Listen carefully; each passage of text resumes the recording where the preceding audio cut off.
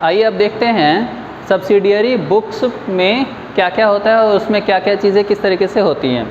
तो subsidiary books में सबसे पहला आता है, हमने देखा था कि सब्सिडियरी बुक्स में आता क्या क्या है, cash book, purchases book, sales book, purchases return, sales return, ठीक है। और जर्नल प्रॉपर, मतलब उसमें सारी जर्नल एंट्रीज रिकॉर्ड होती हैं, तो वो भी है।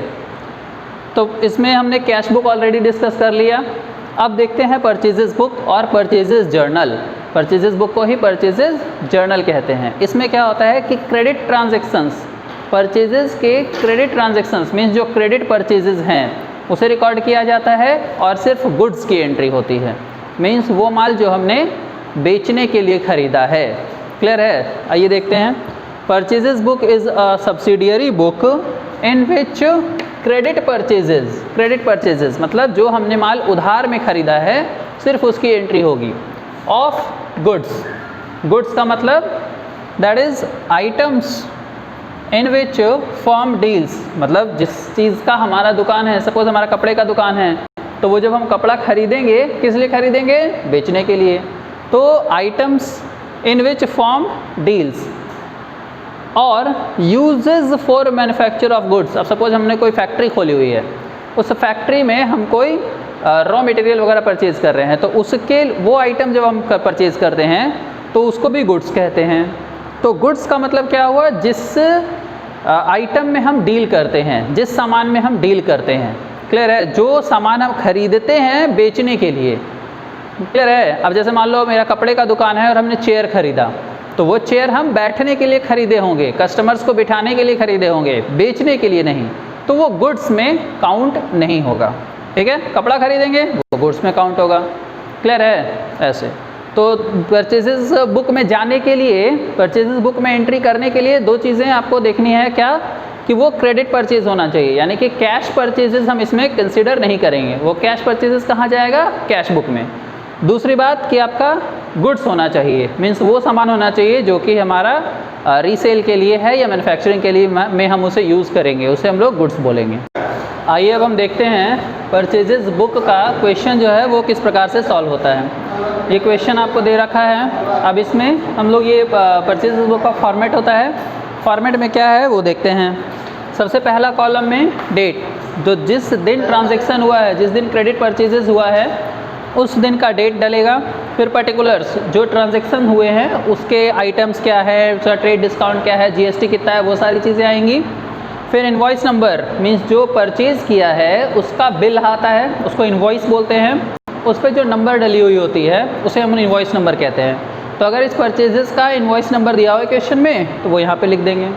लेजर फोलियो क्या होता है? ये बुक्स ऑफ ओरिजिनल एंट्री है परचेजेस बुक, तो फर्स्ट टाइम ट्रांजैक्शन यहीं पे रिकॉर्ड होता है। अब इसके बाद ये जो ट्रांजैक्शन यहाँ पे रिकॉर्ड हो गया, इसका लेजर पोस्टिंग होगा और उसका नंबर, जो पेज नंबर है लेजर फोलियो का, वो यहाँ पर जाएगा। फिर अगर क्वेश्चन में है दिया हो तो ये डालेंगे।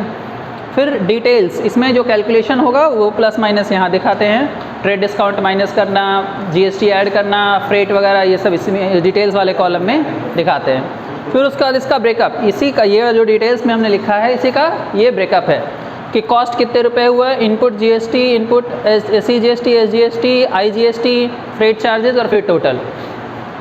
ये इनका पूरा का पूरा ब्रेकअप होता है। क्लियर है? तो अब आइए देखते हैं कैसे हमने इसको सॉल्व करा है। पहले परचेज्ड गुड्स फ्रॉम प्यारे ब्रदर्स लिमिटेड, तो पहले हम क्या लिखेंगे? डेट 1 अप्रैल 2020 का है, तो यहाँ पे लिख देंगे 1 अप्रैल 2020। फिर उसके बाद क्या है? प्यारे ब्रदर्स दिल्ली, तो प्यारे ब्रदर्स दिल्ली में क्या है कि 20 डजन्स पेंसिल्स एट 600 पर डज़न। मतलब यहाँ पे क्वेश्चन आपको दे रखा है कि 20 दर्जन पेंसिल है, उसमें 600 पर दर्जन, मतलब इसका कॉस्ट दे रखा है, ये रेट। तो 600 × 20 ये हो गया आपका 12,000 रुपीज़। 12,000 रुपीज़ हो गया। अब उसका क्या रहा है कि trade discount at the rate of 10%, तो 10% ट्रेड डिस्काउंट माइनस कर देंगे। क्लियर है? 12,000 का 1200 हो जाएगा, माइनस कर देंगे 10,800 आ गया। क्लियर है? फिर क्या कह रहा है? CGST, SGST at the rate of 6% each. तो जब हम परचेज़ करते हैं तो इनपुट लगता है, तो input CGST at the rate of 6% और input SGST at the rate of 6%, ये दोनों ऐड कर देंगे। तो जीएसटी जो है वो ट्रेड डिस्काउंट माइनस करने के बाद लगता है। तो ये 10,800 आ गया। इसका 6%, निकालेंगे, वो आएगा 648, फिर 6% 648, क्लियर है। तो ये निकाल करके इसको ऐड कर दिया, 12,096 रुपीज़ ये हमारा टोटल कॉस्ट आया। तो अब इसमें इसका ब्रेकअप डाल देंगे कॉस्ट। अब ये जो टोटल करा है हमने इसी के सामने, क्लियर है, पूरा ब्रेकअप लिखाएगा कैसे, कॉस्ट 10,800 ये वाला जो आया है ट्रेड डिस्काउंट माइनस करने के बाद। अगर ट्रेड डिस्काउंट नहीं होता तो यही वाला 12,000 यहाँ लिख देते। तो ये हो गया 10,800। फिर इनपुट CGST, अगर इनपुट GST है तो डालिए, तो यहाँ 648 है तो 648 यहाँ पर आ जाएगा। इनपुट SGST 648 है, वो यहाँ आ जाएगा। IGST है नहीं, फ्रेट है नहीं, तो छोड़ देंगे। और फिर टोटल 12,096, तो इन तीनों का टोटल करा हमने तो 12,096 आया। ये ऐसे भी देखिए 12,096 है, तो ये क्लियर है। तो इस तरीके से परचेजेस बुक में एंट्री करते हैं। तो और आगे देखते हैं फिफ्थ को, परचेज्ड पर printer for office use 20,000 rupees. तो 20,000 रुपये का हमने प्रिंटर खरीदा है। प्रिंटर फिक्स्ड असेट्स होता है, अभी हमने क्वेश्चन डिस्कस करा था, उसमें बताया था कि फिक्स्ड असेट्स की एंट्री परचेजेस बुक में नहीं होती है, ठीक है। फिक्स्ड असेट्स की एंट्री परचेज बुक में नहीं होती, इसमें सिर्फ गुड्स की एंट्री होती है which are purchased for resale. तो ये प्रिंटर हमने ऑफिस यूज़ के लिए लिया है, तो इसकी एंट्री इसमें होगी ही नहीं, इग्नोर करेंगे इसको। इसकी जर्नल एंट्री पास करेंगे अलग से। फिर है परचेज्ड गुड्स फ्रॉम, ये 10 अप्रैल को purchased goods from art line enterprises Mumbai, ठीक है। तो मुंबई से ख़रीदा है। अब ये देखिए ये दिल्ली है, ये मुंबई है, तो यहाँ पर IGST लगेगा क्योंकि इंटर स्टेट है। एक स्टेट से दूसरे स्टेट में करते हैं तो वो इंटर स्टेट होता है, और इंटर स्टेट पे IGST लगता है, क्लियर है। क्या ख़रीदा है, 10 reams of white paper at the rate of 100 rupees पर रीम। तो 10 पेपर खरीदा, 10 रीम खरीदा है 800 रुपये के हिसाब से। तो यहाँ पहले नाम लिख देंगे फर्म का, आर्ट लाइन है, देखिए पहला वाला हो गया ना, उसके बाद एक लाइन खींच देते हैं, और उसका दूसरा वाला डेट डाल देंगे। 10 अप्रैल था तो 10 अप्रैल डाल दिया हमने। आर्ट लाइन एंटरप्राइजेज मुंबई, ये फर्म का नाम डाल दिया जिससे हमने परचेज़ किया। 10 RIMS white paper at the rate of 800 पर रिम, तो ये हो गया 8,000 रुपीज़। फिर उसका क्या रहा है क्वेश्चन में, देखिए IGST है 12%, ट्रेड डिस्काउंट है 10% और फ्रेट चार्जेस है 250। तो अब ये लिख देंगे, सबसे पहले ट्रेड डिस्काउंट माइनस होता है, फिर GST लगेगा और फिर फ्रेट चार्जेस। तो trade discount at the rate of 10%, तो 8,000 का 10% 800, तो ये हो गया 7,200।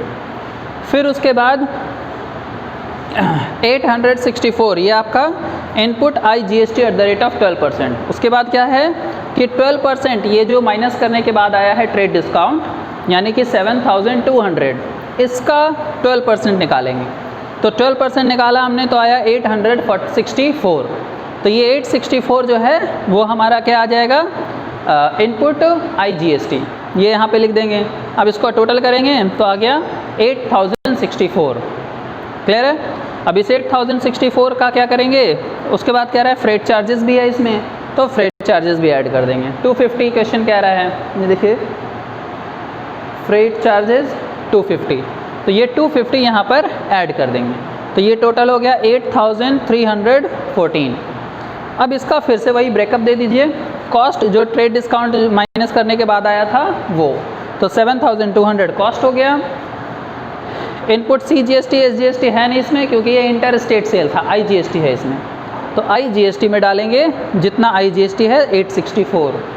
फिर फ्रेट चार्जेस है इसमें तो 250 फ्रेट चार्जेस डाल देंगे। फिर इसका टोटल कर दीजिए तो 8,314, यहाँ पे भी 8,314 ये आ गया, ठीक है। इसका आप टोटल करिएगा तो इधर भी इतना ही आना चाहिए। ये ब्रेकअप का टोटल कीजिएगा अलग से तो 8,314 यही सेम आना चाहिए, क्लियर है। इससे पता चल जाएगा कि हमारा सही है। अब ये होगा तो ये टोटल के सामने सामने इसका ब्रेकअप लिखाता है।